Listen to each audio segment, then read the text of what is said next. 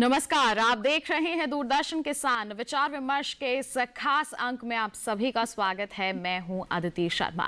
किसान भाइयों बहनों, बात करें हम आलू, प्याज और टमाटर की, तो ये हमारे देश की मुख्य सब्जी फसलों में गिनी जाती हैं और इनका उपभोग हमारे देश में काफी अच्छे स्तर पर किया जाता है और साल भर किया जाता है। बता दें आपको कि हमारे देश में कुछ इलाके ऐसे हैं जहां इनकी खेती काफी अच्छे स्तर पर होती है और कहीं कहीं इनकी काफी कम पैदावार भी ली जाती है, जिसके चलते इनके दाम कहीं तो काफी अच्छे मिलते हैं, लेकिन कहीं कहीं काफी कमी भी देखने को मिलती है इनके बाजार भाव में। और ये फसलें कुछ ऐसी भी हैं जो बहुत ही जल्दी खराब हो जाती हैं और ऐसे में आपको बता दें कि इनका भंडारण, इन्हें सुरक्षित तरीके से भंडारित करना बहुत ही ज्यादा मुश्किल हो जाता है और ऐसे में जरूरी हो जाता है कि हम कदम उठाएं प्रसंस्करण की ओर। अगर हम इन्हें प्रसंस्कृत करके फिर बाजार तक उत्पाद को पहुंचाएं तो काफी अच्छा हो जाता है। और ऐसे में आपको बता दें कि हमारी सरकार द्वारा ऑपरेशंस ग्रीन की शुरुआत की गई है, जिसमें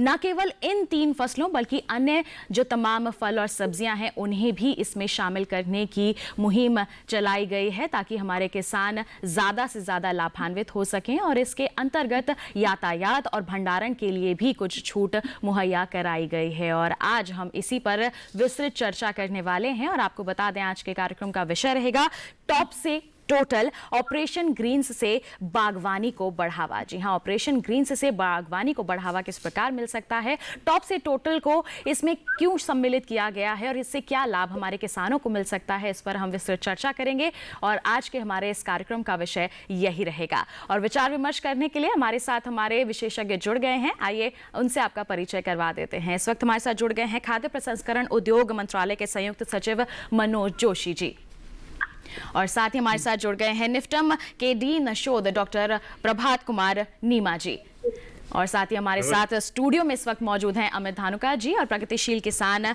पवन जी। तो आप सभी का मैं कार्यक्रम विचार विमर्श में बहुत बहुत स्वागत करना चाहूंगी। आज के हमारे इस अंक में हम चर्चा करेंगे कि किस प्रकार टॉप से टोटल, ऑपरेशन ग्रीन से बागवानी को बढ़ावा दिया जा सकता है। और दो हमारे जो गेस्ट हैं या फिर कहीं विशेषज्ञ हैं वो लाइव भी जुड़े हुए हैं, उनका भी बहुत बहुत स्वागत है कार्यक्रम में। तो फिर आइए आज के हमारे इस कार्यक्रम की हम चर्चा की शुरुआत करें, उससे पहले दिखा देते हैं आपको एक खास रिपोर्ट।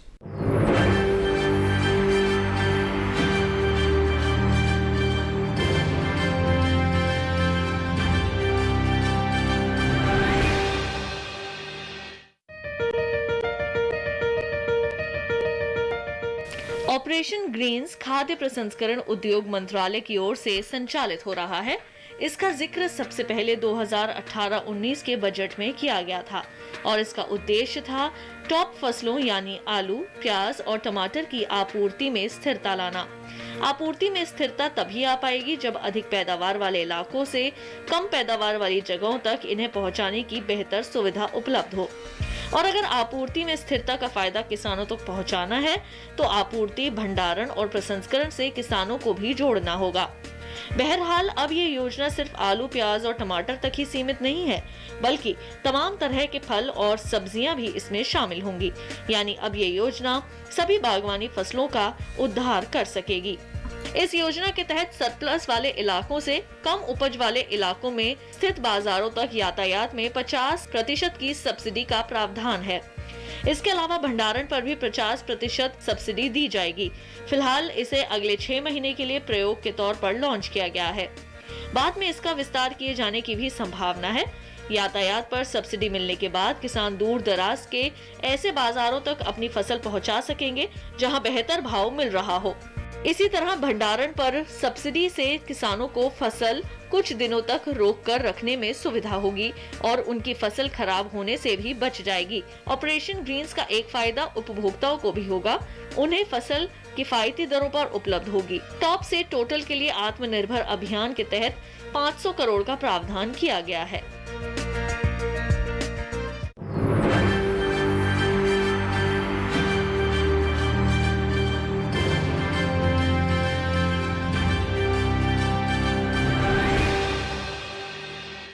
तो अभी आपने देखी एक खास रिपोर्ट। आइए इसी के साथ हमारे कार्यक्रम की चर्चा की हम शुरुआत कर लेते हैं। सबसे पहले यहाँ पर रुक करना चाहूंगी मैं मनोज जोशी जी का।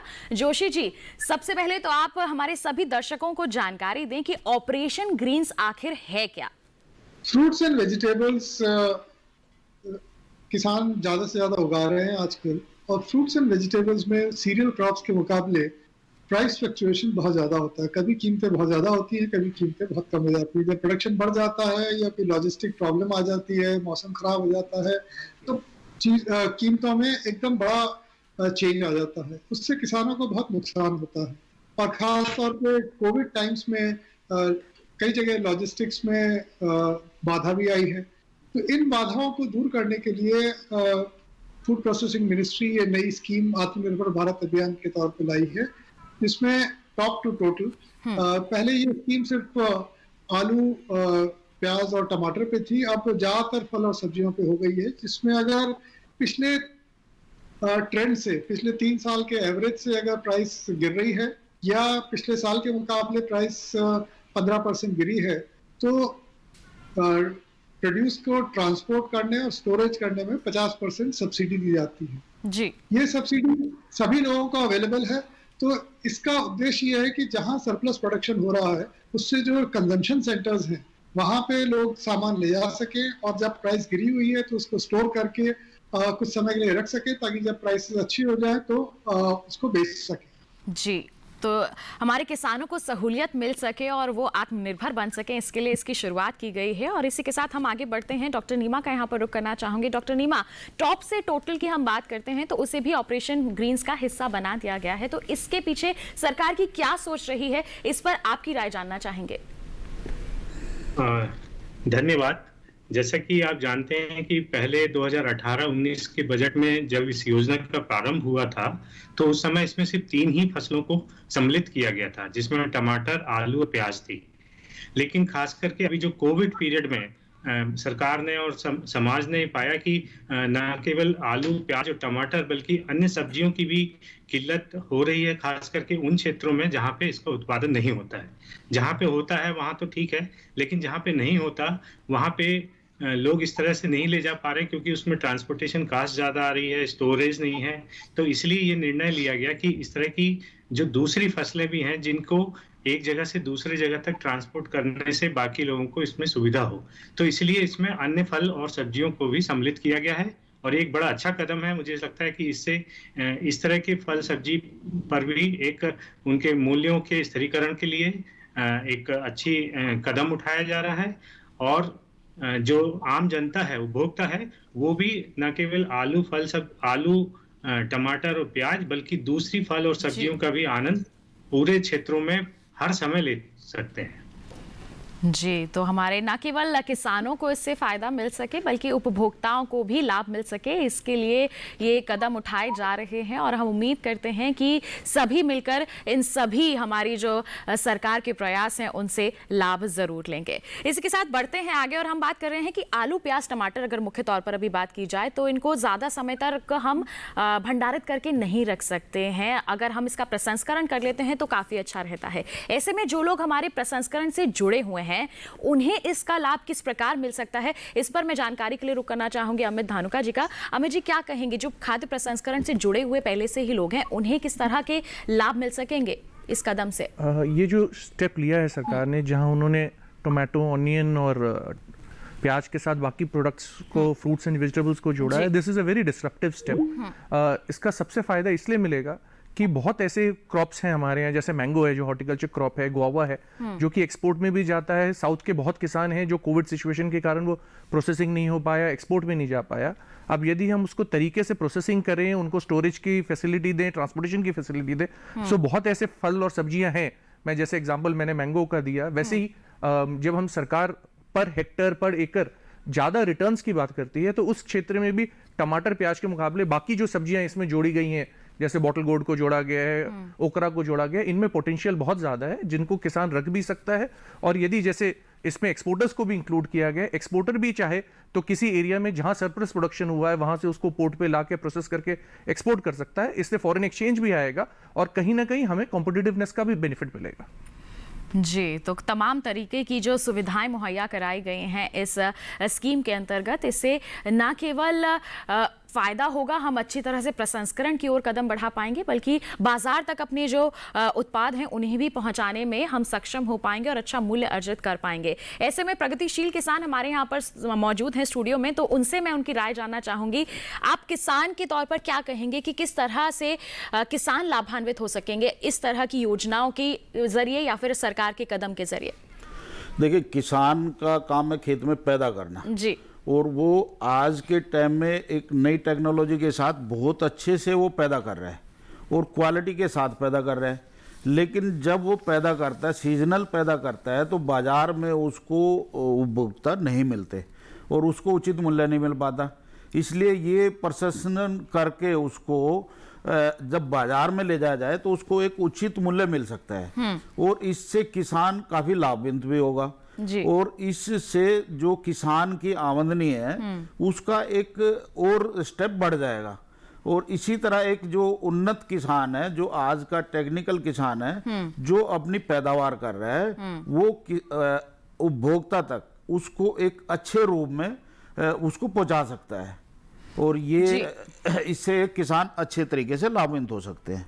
जी बिल्कुल, तो किसानों के बीच बस ज़रूरत है अब जागरूकता पहुंचाने की, और हम कोशिश कर रहे हैं कि हमारे कार्यक्रम के माध्यम से और अन्य स्तरों के माध्यम से भी हमारे किसानों तक इस तरह की जागरूकताएं पहुंच सकें और वो भी इन सरकार के प्रयासों का पूर्ण रूप से लाभ उठा सकें। बढ़ते हैं आगे। अब फिर से मैं रुक करना चाहूँगी यहाँ पर मनोज जोशी जी का। जोशी जी, आपने जिक्र किया कि हमारे किसानों को जो भाव में उतार चढ़ाव होता है उससे लाभ नहीं मिल पाता है, कहीं कम दाम मिलते हैं और कहीं कहीं तो बहुत ज्यादा दाम मिलते हैं। तो ऐसे भाव में जो अस्थिरता नजर आती है, इससे हमारे किसानों को बचाया जा सके, इसके लिए क्या कदम उठाए जा रहे हैं? जब कीमतें गिर जाती हैं तो 2-3 मेजर्स लिए जा सकते हैं। एक तो ये कि जैसे ऑपरेशन ग्रीन्स में हमने ट्रांसपोर्टेशन और स्टोरेज को सब्सिडी दे रखी है ताकि दूर सामान पास के मार्केट की बजाय दूर के मार्केट में जा सके जहां बेटर प्राइस हो। तो एक तो ये है। दूसरा, स्टेट एजेंसीज, चाहे वो मार्केटिंग फेडरेशन हो, एग्रीकल्चर मार्केटिंग बोर्ड हो या प्रोसेसर्स हो, एक्सपोर्टर्स हो, ये लोग इन लोगों के पास कैपेसिटी ज़्यादा होती है, तो ये सामान सब्जी या फल खरीद लें जब प्राइसेस कम हो, ठीक ठाक कीमत दे के, और कहीं स्टोरेज करें या कहीं दूर ले जा सकें। तो कई स्टेट एजेंसीज ये काम करती हैं, तो उन स्टेट एजेंसीज भी अगर ट्रांसपोर्टेशन और स्टोरेज करती हैं तो उनको भी ये सब्सिडी मिलेगी। तो ये पूरा तरीका है जब प्राइसेस गिर जाए। और तीसरा एक तरीका होता है इंश्योरेंस का। तो ये 3 तरीके जब प्राइसेस गिर जाए तब सरकार कर सकती है। इसमें एक तरीका तो हमने किया है और दूसरा भी कि स्टेट एजेंसीज अगर करें तो उनको भी हम सब्सिडी देंगे। इंश्योरेंस का काम जो है उसमें सरकार की कई स्कीमें हैं, पर फल सब्जियों में वो इतनी ज़्यादा अब तक प्रचलित नहीं है।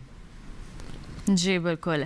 इसी के साथ डॉक्टर नीमा, आपसे जानना चाहूँगी, जोशी जी ने जिक्र किया कि यातायात में और भंडारण में यहाँ पर छूट दी गई है 50% तक की। अगर हम यहाँ पर बात कर लें पहले भंडारण की, तो किस तरह से हमारे किसान लाभ ले सकेंगे, इसकी प्रक्रिया क्या होगी?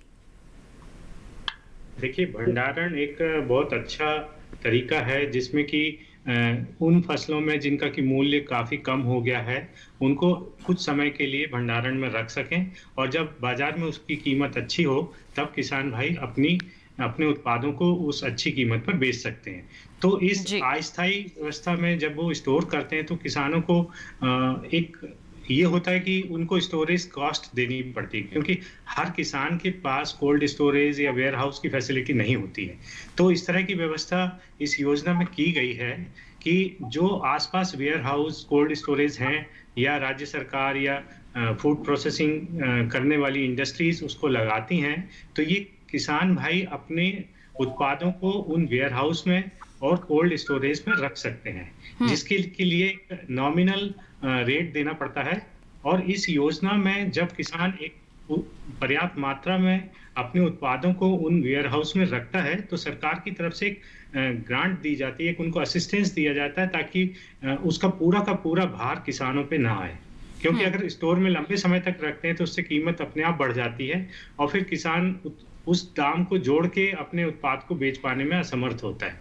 तो जब सरकार उसमें एक अपना सहयोग देगी तो मुझे लगता है कि किसानों को एक अच्छा फायदा होगा और किसान इसके लिए प्रेरित होंगे कि वो अपने उत्पाद जो कि कम दाम में बिक रहे हैं उनको उस समय बेचने के बजाय स्टोर में रखें, वेयर हाउस में रखें और कोल्ड स्टोरेज में रखें। दोनों के लिए अलग अलग रेट से, जैसे कि वेयर हाउस के लिए 345 रुपए सरकार ने निश्चित किए हैं पर टन पर सीजन, और इसी तरह कोल्ड स्टोरेज के लिए सरकार ने निश्चित किया है कि उनको 2000 रुपए की सब्सिडी दी जाएगी पर टन पर सीजन के हिसाब से। तो जब सरकार से इतनी उनको सब्सिडी मिलेगी तो किसान प्रेरित होंगे कि वो अपने उत्पादों को उसमें स्टोर करें और जब अच्छा समय आए जिस समय कीमत उनको ज्यादा मिल सकती है तब वो उसको बेचें। इससे क्या होगा कि फसलों का नुकसान भी नहीं होगा। फसल जो कि अदरवाइज किसान उतनी कम कीमत में बेचने में असमर्थ होते हैं तो उनको फेंक देते हैं, उनको यूज नहीं करते हैं, क्योंकि लोकल मार्केट में भी खरीदने के लिए कोई नहीं रहता। तो ट्रांसपोर्ट से, स्टोरेज से दोनों को, किसानों को अपनी उत्पादों के सही मूल्य को प्राप्त करने में सहायता मिलेगी। जी, तो किसानों को उनकी मेहनत का उचित मूल्य मिल सके और वो सही दाम पर अपनी फसल की बिकवाली कर सके मंडियों में ले जाकर।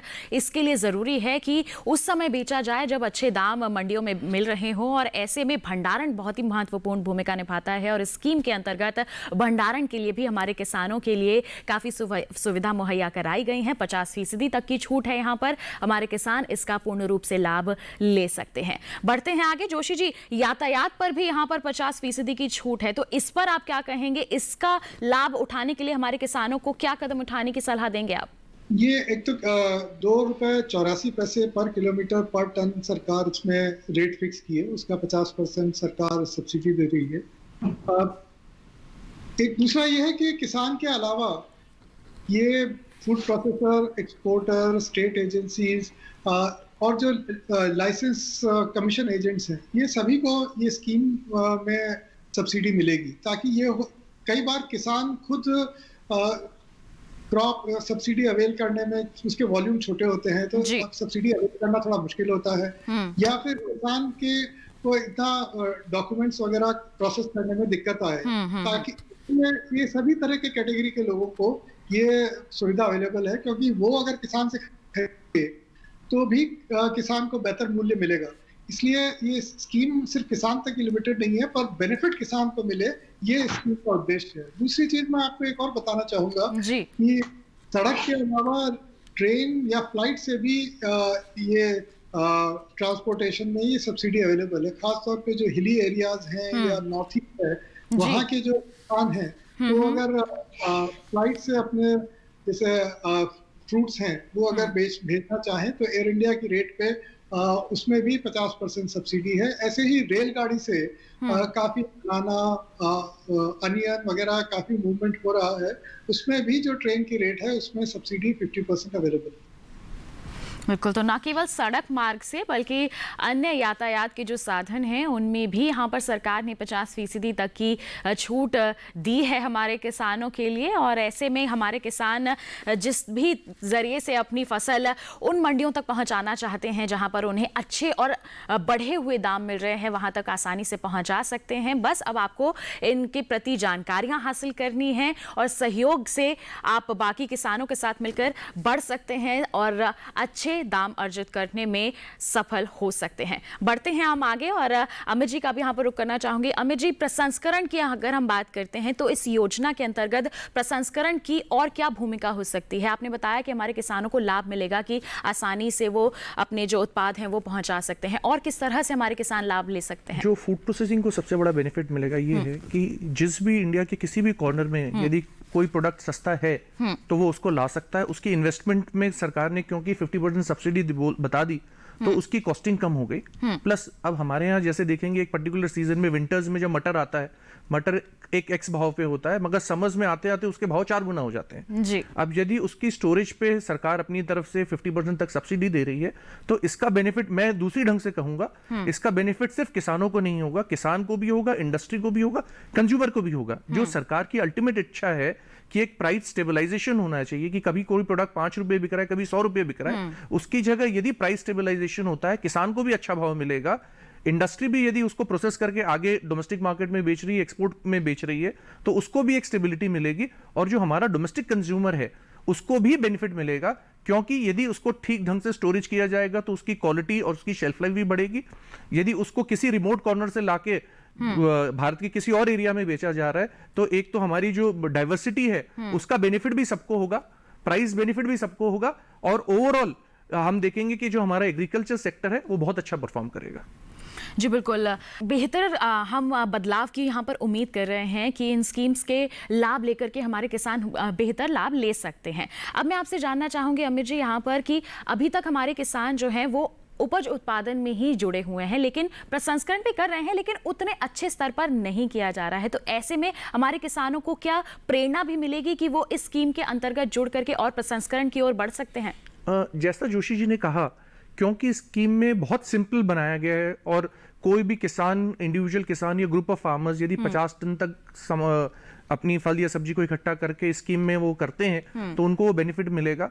और कई बार क्योंकि सरकार की अलग स्कीमों में सेल्फ हेल्प ग्रुप्स को इनको प्रमोशन दिया जा रहा है, सो मुझे ऐसा लगता है जो पोस्ट हार्वेस्ट एक्टिविटी है जहां हम सिंपल ग्रेडिंग सॉर्टिंग की बात कर रहे हैं वो किसान करेगा, क्योंकि उसको उचित मूल्य मिलेगा, स्टोरेज में क्योंकि बेनिफिट है और क्योंकि ट्रांसपोर्टेशन का बेनिफिट मिल रहा है। तो और एक जो बेनिफिट होगा वो ये है कि कई जगह जहां हमारे पास सॉर्टिंग ग्रेडिंग की फैसिलिटी उसके गांव में नहीं थी, 25-50 किलोमीटर रेडियस में नहीं थी, वो उसको 100 किलोमीटर दूर ले जाके भी सॉर्टिंग ग्रेडिंग करके तरीके से अपना मार्का लगा के उसको हायर वैल्यू में बेच सकता है। जी, तो हम कह सकते हैं कि हमारे किसान और भी ज़्यादा इससे प्रेरित होंगे और प्रसंस्करण की ओर भी अपने कदम बढ़ाएंगे, ताकि ना केवल वो उपज का ही दाम ले सके बल्कि प्रसंस्कृत उत्पाद का दाम लेंगे तो और भी ज़्यादा आर्थिक रूप से मजबूती हासिल कर पाएंगे। तो किस तरह से टॉप से टोटल ऑपरेशन ग्रीन से बागवानी को और बढ़ावा मिलेगा, इस पर हमारे विचार विमर्श को हम जारी रखेंगे, लेकिन एक छोटे से ब्रेक के बाद आपका ही मजा आइए देखते रहिए हमारा कार्यक्रम विचार विमर्श और बने रहिए दूरदर्शन किसान पर।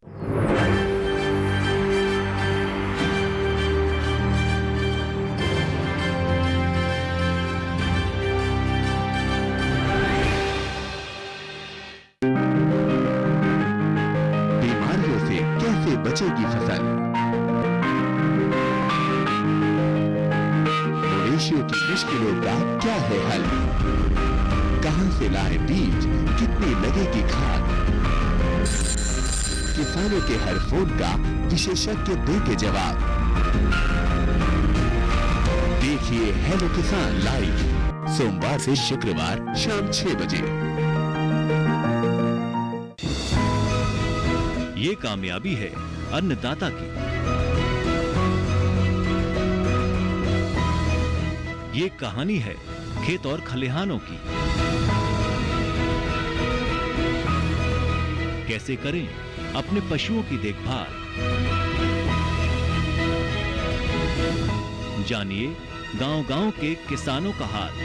देखिए गांव किसान सोमवार से शुक्रवार दोपहर 12:05 पर। जानकारी जो किसानों के लिए हो लाभकारी, समस्याओं पर पड़ेगा समाधान भारी, कृषि की हर बात का ख्याल, कब कैसे की जाए बेहतर देखभाल, जानिए विशेषज्ञों के साथ। देखिए खेत खलिहान सोमवार से शुक्रवार सुबह 7 बजे डीडी किसान पर।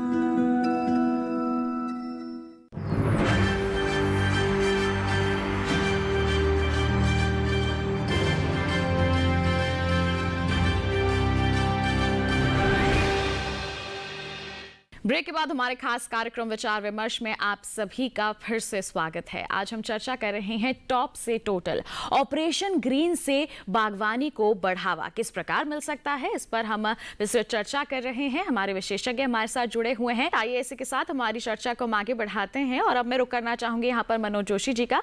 जोशी जी, आपने जिक्र किया था कि टॉप से टोटल में न केवल अब 3 जो मुख्य फसलें हैं उन्हीं को शामिल किया गया है, बल्कि अन्य जो तमाम फल और सब्जियां हैं उन्हें भी इसमें सम्मिलित किया गया है। तो वो कौन कौन सी फसलें हैं जिन पर ज्यादा ध्यान केंद्रित किया जा रहा है? जो अभी फल सब्जी इसमें शामिल किए गए हैं उसमें आम, केला, अमरूद, कीवी, लीची, पपाया, मौसमी, ऑरेंज, किनू, नींबू, पाइनएप्पल, अनार, इस तरह के तमाम फ्रूट्स हैं, आलमंड है, आंवला है, पैशन फ्रूट, पियर, सब्जियों में बीन्स है, करेला, बैंगन, कैप्सिकम, कैरेट, कॉलीफ्लावर, तमाम सब्जियों को इसमें, सब्जियों और फलों को इंक्लूड किया गया है। और स्टेट गवर्नमेंट जिस भी केस में हमें रिकमेंड करती है कि हमारे इस फल और सब्जी को भी शामिल कर लिया जाए, उस फल और सब्जी को भी शामिल कर रहे हैं। तो ये एक लिमिटेड नंबर नहीं है, ये सभी फल और सब्जियों पे शामिल है। और जब हम इसमें जो जैसे मिनिमम क्वांटिटी बताई गई है कि 50 टन एक किसान या ग्रुप ऑफ किसान जो है वो करे, तो वो कई सब्जियां और फल मिला के भी ये क्वांटिटी अचीव कर सकते हैं। इसलिए ये फ्लेक्सिबिलिटी इसमें दी गई है ताकि कोई भी फल और सब्जी का उपयोग किया जा सके। जी, कोई भी फल और सब्जी जो है उसका उपयोग किया जा सकता है। डॉक्टर नीमा, जिक्र किया जोशी जी ने यहाँ पर कि हमारे जो किसान हैं वो समूह बनाकर आ सकते हैं। लक्ष्य है 10,000 FPO तैयार करने का, शुरू करने का, बनाने का। तो ऐसे में आप क्या कहेंगे कि किसान FPO से जुड़कर भी इस स्कीम का लाभ ले सकते हैं? इस स्कीम में सबसे अच्छा फायदा ये है कि इसमें FPO बना के किसान इस योजना का पूरा लाभ ले सकते हैं। लेकिन इसमें एक बात और है जो कि बहुत खास है कि इसमें इंडिविजुअल किसान, एक इंडिविजुअल फार्मर भी इसमें अप्लाई कर सकता है अगर वो इस मात्रा का, जैसे कि जोशी साहब ने भी बताया कि 50 टन सब्जियां, जो कि जरूरी नहीं कि सिर्फ आलू ही हो, प्याज ही हो या एक ही तरह की सब्जी हो, मिक्स सब्जियां भी हो सकती हैं। कई तरह की सब्जियां मिला के वो इस मात्रा को प्राप्त कर लेता है और उसके ट्रांसपोर्ट के लिए या स्टोरेज के लिए आवेदन करता है, तो उसके आवेदन को भी माना जाएगा। तो FPO बनाने से बहुत अच्छा है। FPO बना के वो और अपनी इस मात्रा, जिसमें कि उसको 70% तक सब्सिडी मिल सकती है, उसके लिए वो एलिजिबल हो जाता है।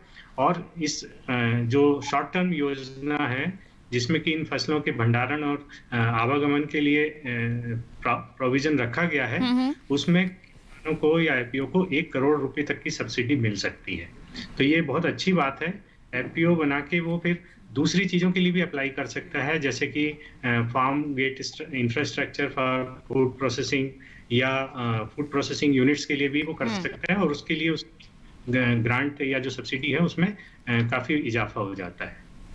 जी, तो FPO बनाकर भी अगर किसान इन योजनाओं का लाभ लेना चाहते हैं तो ये काफ़ी अच्छा साबित हो सकता है। प्रगतिशील किसान हमारे साथ यहाँ पर मौजूद हैं। पवन जी, आपसे मैं जानना चाहूँगी कि हम बात कर रहे हैं कि समूह बनाकर अगर किसान किसी भी योजना का लाभ लेने की अगर शुरुआत करते हैं तो उन्हें अच्छा फ़ायदा मिलता है। तो ऐसे में आप क्या कहेंगे, इस पर आपकी क्या राय है? नहीं, इस तरह समूह बना के FPO या और दूसरा संगठन बना के किसान इससे लाभान्वित है, लाभ ले रहे हैं। और लेकिन इसमें ज़रूरत है, अभी जितना जोशी जी ने अदर बताया है कि कुछ फ्रूट, फल और सब्जियां जो है स्टोर की जा सकती हैं। कुछ ऐसी हैं जो स्टोर नहीं कर सकते, उनको ज़्यादा रोक भी नहीं सकते, तो उनके लिए भी काम किया जाए। दूसरा, इसमें कुछ चीज़ें नहीं जोड़ी गई हैं। बेबी कॉर्न है, स्वीट कॉर्न है, जो आज की मार्केट में बहुत अच्छा इनका उपयोग हो रहा है, इनको जोड़ा जाए और इनके बारे में भी प्रसंस्करण और दूसरा इसको और अच्छा इसके बारे में किया जाए, तो ताकि इस तरह के किसान भी लाभान्वित हो। और दूसरा, जो ये सब्जियां होल्डिंग नहीं हो सकती, स्टोर नहीं हो सकती, और इनको ट्रांसपोर्ट वगैरह सुविधा मिल गई, लेकिन बाजार में इतना उनको समय पे उचित मूल्य नहीं मिलता, तो उनको भी प्रोसेस किया जाए या ऐसा उनके बारे में भी और ज़्यादा ध्यान दिया जाए। जी, तो ये तमाम सुझाव हैं हमारे प्रगतिशील किसान की तरफ से भी कि हमारे अन्य जो किसान हैं उन्हें भी लाभ मिल सके। इसके लिए भी थोड़े बहुत और प्रावधान होने यहाँ पर बहुत ज़रूरी हो जाते हैं।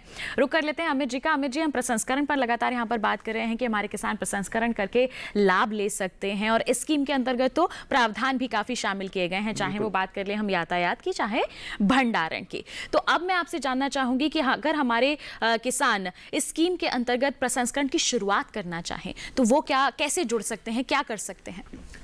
देखिए, जैसे किसान यदि चाहे अपने लेवल पे, यदि हम इंडस्ट्रीज के साथ जुड़ के काम करें, देखिए जो बहुत अच्छी बात है इस स्कीम में, इसमें जैसे जोशी जी ने कहा, फूड प्रोसेसर, एक्सपोर्टर सबको जोड़ा गया है जी। और उसमें कॉन्ट्रैक्ट फार्मिंग को भी शामिल किया गया।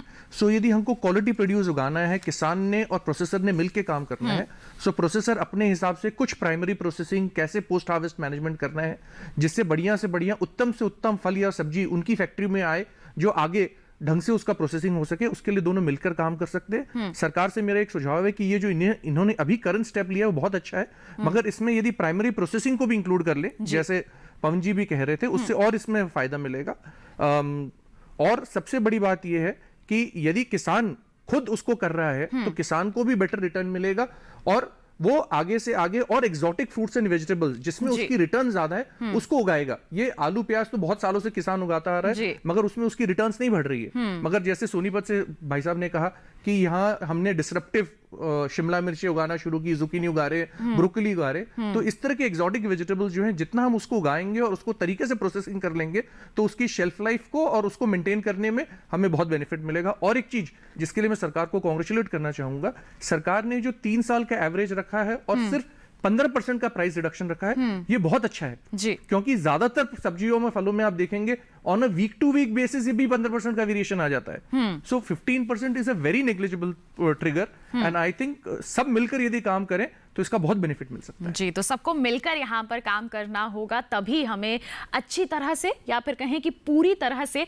योजनाओं का लाभ मिल पाएगा। बढ़ते हैं आगे, रुक कर लेते हैं एक बार फिर जोशी जी का। जोशी जी, आपसे जानना चाहेंगे कि टॉप से टोटल की हम बात कर रहे हैं, इसमें 500 करोड़ रुपए का प्रावधान किया गया है। आपसे जानना चाहेंगे कि इसका जो खर्च है वो किस किस मद में होगा, इस पर आप क्या जानकारी देंगे?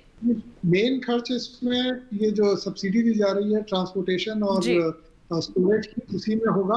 इसके अलावा जो पुरानी स्कीम थी जिसमें आलू प्याज टमाटर के पूरे वैल्यू चेन के इन्वेस्टमेंट में सब्सिडी दी जा रही थी इन्वेस्टमेंट के लिए, जैसे उसके लिए स्टोरेज, एफपीओ बनाना, प्रोसेसिंग, वो कुछ पोर्शन तो उसमें जाएगा, और बाकी सारा जो मेजर पोर्शन है वो ट्रांसपोर्टेशन और स्टोरेज सब्सिडी में ही जाएगा। इसमें मैं एक दो चीज और बताना चाहूंगा कि जैसे हमने ग्रुप ऑफ फार्मर्स की बात की, तो उसके लिए एफपीओ बनाना जरूरी नहीं है ये सब्सिडी का उपयोग करने के लिए। 4-5 फार्मर वैसे ही मिलके अपना प्रोड्यूस एक साथ क्लेम फाइल करें तो भी ये फैसिलिटी अवेलेबल है। इसके लिए एफपीओ को तो अवेलेबल है ही, पर 2-3 फार्मर 4 फार्मर मिलके भी अगर सब्सिडी साथ में क्लेम करना चाहे तो वो सब्सिडी अवेलेबल होगी। और दूसरा 2-3 चीजें और मैं इसकी डिटेल आपको बताना चाहूंगा। जी बताएं। कि एक जो कंडीशन है हमारी कि भाई प्राइस पिछले साल से कम होनी चाहिए। तो प्राइस फ्लक्चुएशन का जो मेजरमेंट हम कर रहे हैं, हमने देश के तमाम जो मंडियां हैं उनकी जो स्टेट गवर्नमेंट जो प्राइस नोटिफाई करती है, हमने अपनी वेबसाइट पे लगा रखी है वो प्राइस।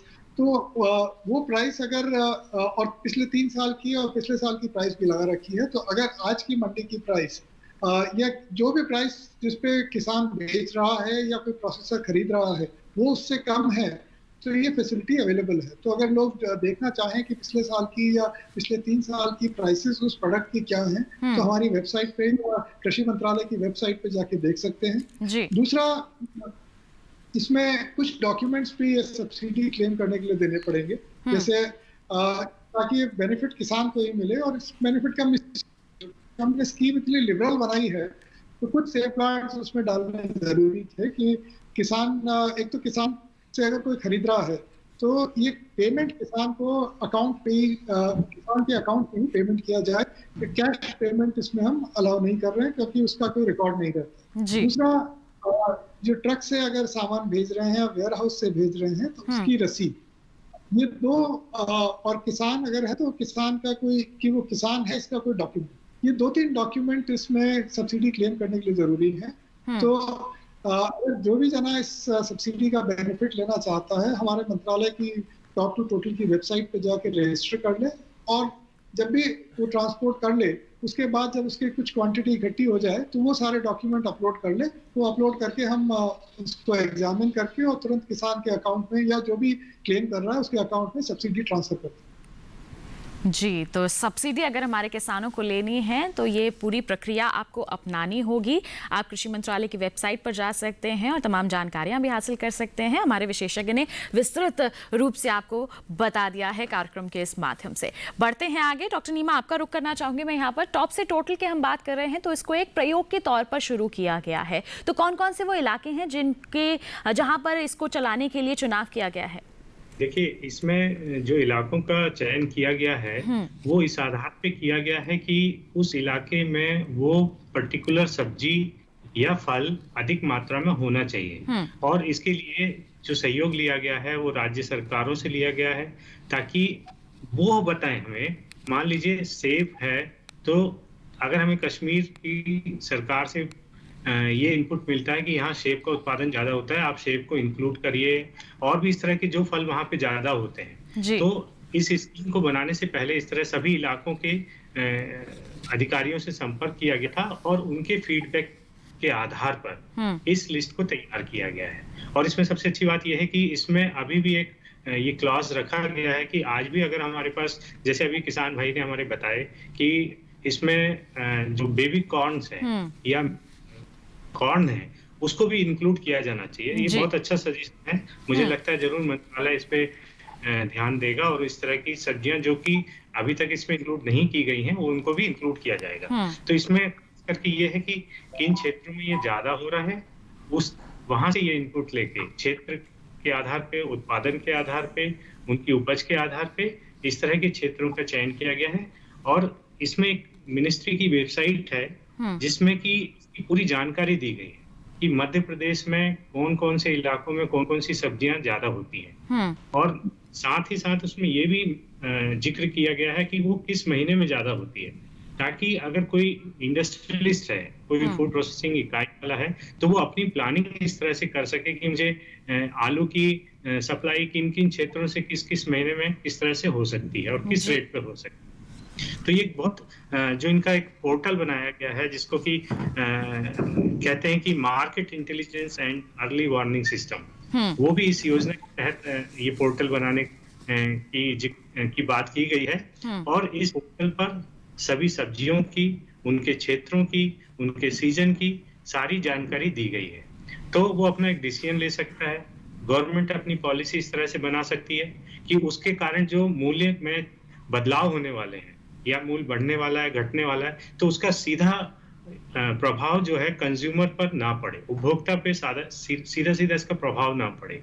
और दूसरी तरफ इसके वेस्टेज को भी रोका जा सके कि कहीं पे अगर ज्यादा प्रोडक्शन हो रहा है और हमारे पास जानकारी है और हमें ये भी पता है कि किसी दूसरे एरिया में इसकी खपत है और मांग बहुत है, तो हम इस तरह से प्लानिंग कर सकते हैं कि उसको समय रहते उस एरिया से जहाँ पे सरप्लस है वहां से इसको ट्रांसपोर्ट करके जहाँ उसकी डिमांड ज्यादा है, जहाँ उसकी खपत ज्यादा है, वहां पे इसको भेजें। तो इससे दोनों पक्षों को फायदा होगा, किसान को भी अच्छा मूल्य मिलेगा और उपभोक्ता के ऊपर भी भारी नहीं पड़ेगा। जी, किसान को तो अच्छा मूल्य मिलेगा ही, साथ ही उपभोक्ता को भी हर समय हम फल या सब्जी की बात करें वो उपलब्ध रहेगा और अच्छी गुणवत्ता वाला भी यहाँ पर मिल पाएगा। बढ़ते हैं आगे और अब मैं अमित जी का रुख करना चाहूँगी। अमित जी, हमने देखा है कि कुछ इलाकों में जो है कुछ फसलों की पैदावार काफ़ी कम होती है, ऐसे में क्या आप कहेंगे कि ऐसी कुछ प्रयासों के चलते, ऐसी कुछ योजनाओं के चलते क्या वहाँ पर भी अन्य फसलों की ओर हमारे किसानों का रुझान बढ़ पाएगा? बेसिकली जो स्कीम बनाई गई है, ये स्कीम बनाई गई है from glut to deficient market. माने कहीं यदि इस चीज की पैदावार एक पर्टिकुलर चीज की ज्यादा हो रही है और कहीं कम है, जहां की डिमांड ज्यादा है, प्रोडक्ट को वहां से वहां मूव करने के लिए सो दैट किसान को बेटर प्राइस मिले। इसमें और एक जो सबसे बड़ा बेनिफिट है वो ये है कि यदि आज एक मैं फूड प्रोसेसिंग इंडस्ट्री चला रहा हूँ, मैं एक पर्टिकुलर एरिया में चला रहा हूँ, वहां मुझे सिर्फ हो सकता है साल में 4 महीने ही फल या सब्जी मिलती थी जिसका मैं प्रोसेसिंग कर पाता था। अब क्योंकि मुझे सरकार से सपोर्ट मिलेगा, मैं दूर क्षेत्र से भी वहां से भी फल और सब्जियां लाके अपने यहाँ प्रोसेसिंग कर पाऊंगा, उसको स्टोर कर पाऊंगा, बिकॉज सरकार से मुझे उसमें प्राइस कॉम्पिटिटिवनेस मिल रही है, बेनिफिट मिल रही है। सो हमारी फैक्ट्रियां भी जब तक 4 महीने चल रही थी, हो सकता है वो फैक्ट्रियां 4 महीने चलने की जगह 6 महीने 8 महीने चले। जैसे निमा जी ने कहा कि सरकार ने इतना अच्छा डेटा बना दिया है कि किस सीजन में कहाँ क्या प्राइसिंग चल रही है, उसके हिसाब से industry can also plan and it will lead to our industry giving better output. मैंने आप लोगों को जरूर पता है कि बाकी देशों के मुकाबले थाईलैंड यदि आज 70% प्रोसेसिंग करता है, सो हमारा देश आज भी फूड प्रोसेसिंग के मामले में 10 से 15% पे रुका है जी। सो यदि इस तरह का इंटेलिजेंटली हम प्लान करें, प्रोसेसिंग करें, सो उससे किसान को, इंडस्ट्री को, सबको बहुत बेनिफिट होगा और जो हमारी gross national wastage of horticulture crop उसमें भी बहुत बचत होगी, उसमें भी सुधार आ जाएगा। जी, तो हम कह सकते हैं कि अगर योजनाबद्ध तरीके से कार्य यहाँ पर किया जाए और सरकार की इस योजना का लाभ लिया जाए तो हमारे किसान बहुत ही ज़्यादा अच्छी आमदनी अर्जित कर सकते हैं और सरकार का जो लक्ष्य है कि हमारे किसानों की आय दोगुनी हो सके, उसमें भी ये बहुत ही अच्छी भूमिका निभा सकता है। जैसे मैंने कहा ना, सिर्फ किसान नहीं, ओवरऑल जो हमारा सेक्टर है फूड प्रोसेसिंग सेक्टर, और क्योंकि इंडिया अभी भी कृषि प्रधान देश है, सो हमारे यहाँ जो वेस्टेज हो रही है प्रोसेसिंग नहीं होने के कारण, जी। यदि इस ढंग से प्लानिंग करके फल और सब्जियों को मूव किया जाएगा, प्रोसेसिंग की जाएगी और किसान को भी प्रोत्साहित किया जाएगा कि वो पोस्ट हार्वेस्ट प्रोसेसिंग करे, तो उससे ओवरऑल बेनिफिट होगा, हमारी वेस्टेज पे भी कंट्रोल आएगा। जी बिल्कुल, इसी पर मैं टिप्पणी लेना चाहूंगी पवन जी आपकी। पवन जी, आप क्या कहेंगे कि जिस तरह से अमित जी का कहना है कि हमारे किसान अगर प्रोसेसिंग की तरफ बढ़ते हैं, प्रसंस्करण की तरफ बढ़ते हैं, तो उन्हें और ज़्यादा लाभ मिल सकता है, और साथ ही जो बागवानी फसलें जो नुकसान उठाते हैं या फिर कहें कि नष्ट हो जाती हैं, इस पर रोक लग पाएगी। तो इस पर आप क्या कहना चाहेंगे? देखिए, हमारे भारतवर्ष के अंदर किसान बहुत मेहनती है, हर तरह की फसलें जैसे चाहे वो उगा सकता है बहुत मेहनत के साथ, उसको उचित मूल्य मिल जाए। उसके साथ जो अमित जी अभी बता रहे हैं, तो उसके तहत मतलब जो अपनी वो उगा रहा है, उसको वो जो कॉन्ट्रैक्ट फार्मिंग और ये प्रोसेसिंग के बीच में जो किसान दे रहा है, तो उसको वहाँ एक उचित मूल्य की ज़रूरत है, ताकि ये ना हो कि बाजार में किसान पहले की तरह पिसता रहे और इंडस्ट्रीज अपना बेनिफिट्स बढ़ाती रहे। यहाँ किसान के साथ, किसान की जागरूकता के साथ उसको एक उचित मूल्य की व्यवस्था का भी ध्यान रखना होगा। तो ये किसानों की तरफ से हम चाहेंगे कि किसानों को भी एक बाजार में एक फिक्स प्राइस कहीं लिमिट हो, ताकि वो इससे नीचे इंडस्ट्रीज ना खरीदे। जी बिल्कुल, भाव की स्थिरता होनी बहुत ज़रूरी है, जैसे हमारे प्रगतिशील किसान का भी कहना है, और भाव में स्थिरता आ सके इसके लिए भी हमारे ये जो तमाम प्रयास हैं किए जा रहे हैं। इस पर हम हमारे विशेषज्ञों की जो राय है वो ज़रूर शामिल करेंगे कार्यक्रम में, लेकिन एक छोटे से ब्रेक के बाद आप कहीं मजा ये देखते रहिए हमारा कार्यक्रम विचार विमर्श, और बने रहिए दूरदर्शन किसान पर।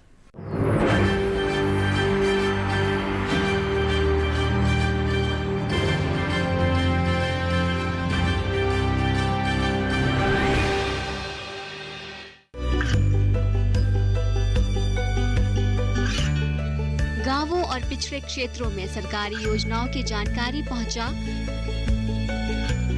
देश में कौशल और क्षमता विकास कर ग्रामीणों को सामाजिक बदलाव और विकास से जोड़ने की दूरदर्शन किसान की पहल चौपाल चर्चा देखें सोमवार से शुक्रवार सुबह 9 बजे।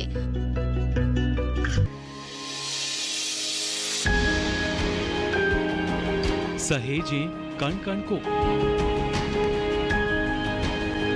सुंदर दे रूप रंग आकार, स्वस्थ जीवन रहे जमीन पर, इंद्रधनुष हो साकार। देखिए प्रकृति की ओर, गुरुवार सुबह 9:30 पर। ये कामयाबी है अन्नदाता की, ये कहानी है खेत और खलिहानों की। कैसे करें अपने पशुओं की देखभाल, जानिए गांव-गांव के किसानों का हाल। देखिए गांव किसान सोमवार से शुक्रवार दोपहर 12:05 पर।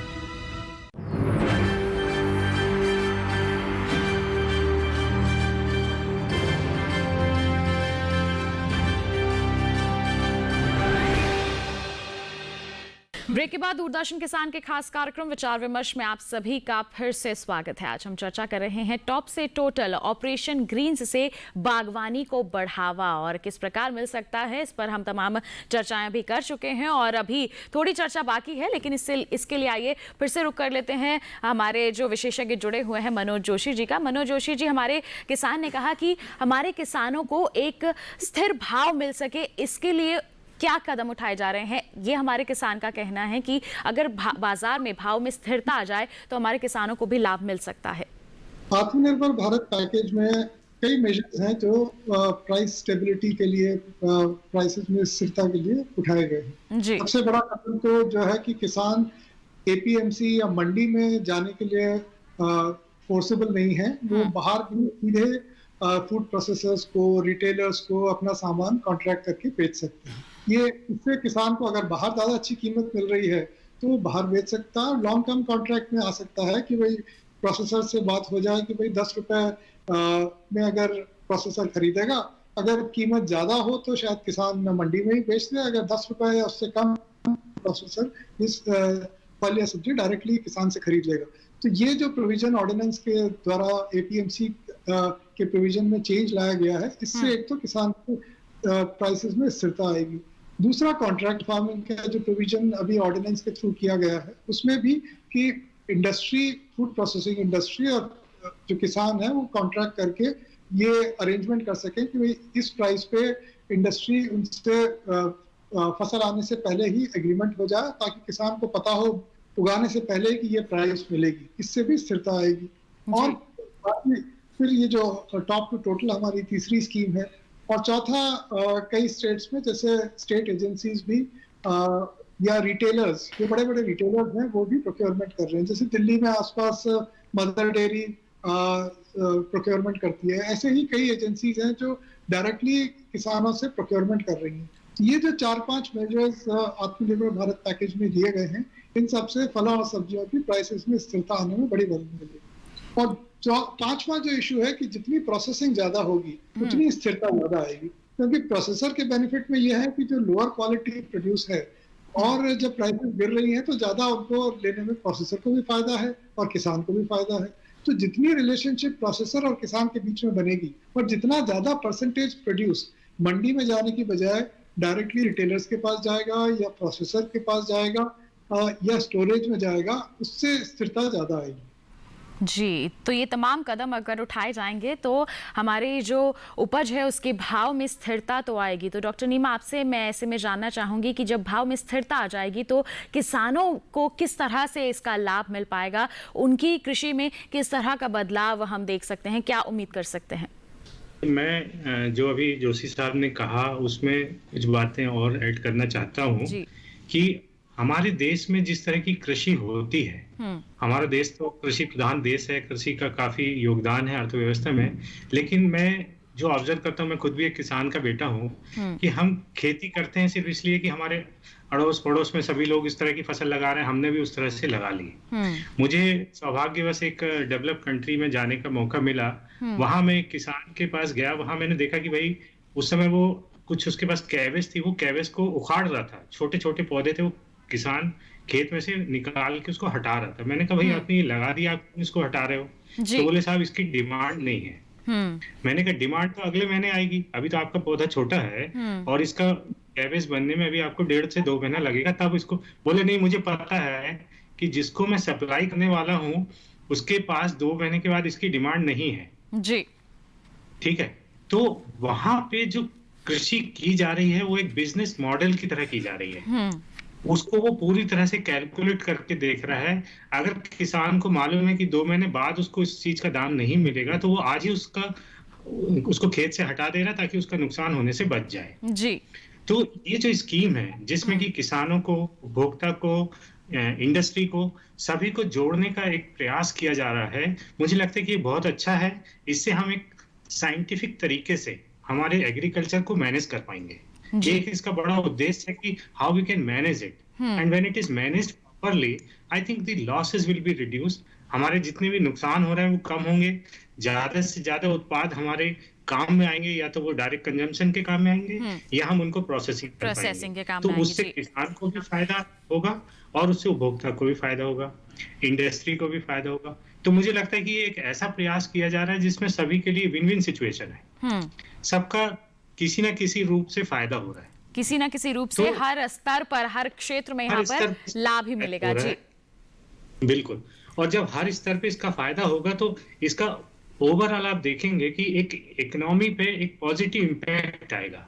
अगर किसान समृद्ध होता है, कंज्यूमर समृद्ध होता है, तो कहीं ना कहीं जाके इकोनॉमी में एक पॉजिटिव इम्पैक्ट छोड़ता है। और इससे हमारे जो दूसरे उत्पाद हैं, नॉन एग्रीकल्चर, जो कृषि रहित दूसरे उत्पाद हैं, मान लीजिए किसान उसके पास अच्छे पैसा आता है तो वो कल एक मोटरसाइकिल खरीदने जाएगा, तो मोटरसाइकिल उद्योग को भी फायदा होगा। जी, तो मैं कहता हूँ तो ना केवल हम यहाँ सभी- कह सकते हैं कि हमारे किसानों को लाभ मिलेगा, बल्कि खेती बाड़ी या फिर कृषि क्षेत्र से जुड़े हर जो लोग हैं, हर जो क्षेत्र है, उनको यहाँ पर लाभ मिल सकेगा। तो अंतिम टिप्पणी में जोशी जी आपसे लेना चाहूंगी, आप हमारे दर्शकों को, हमारे किसान भाइयों बहनों को क्या कहेंगे कि आत्मनिर्भरता की ओर उन्हें अपने कदम बढ़ाने हैं तो किस तरह से वो इस योजना का लाभ लें और कैसे इसे और भी ज्यादा सफल बनाएं?